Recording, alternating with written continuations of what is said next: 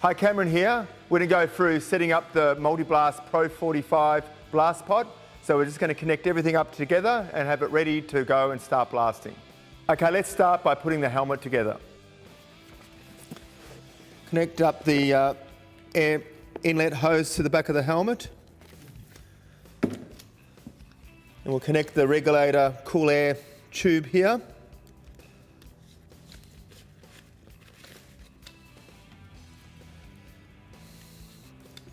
And then we have the supply line which goes to the filter. So the breather hose and the air supply hose have been connected to the helmet.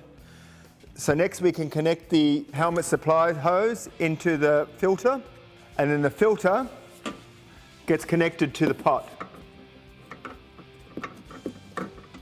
Next, connect the blast hose.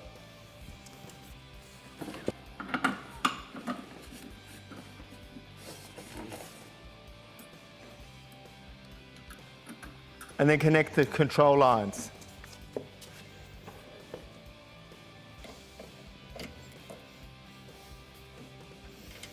Next, connect the supply line.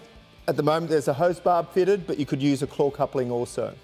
Then pour the blasting media into the pot. Turn the air supply on, and then you're ready to go.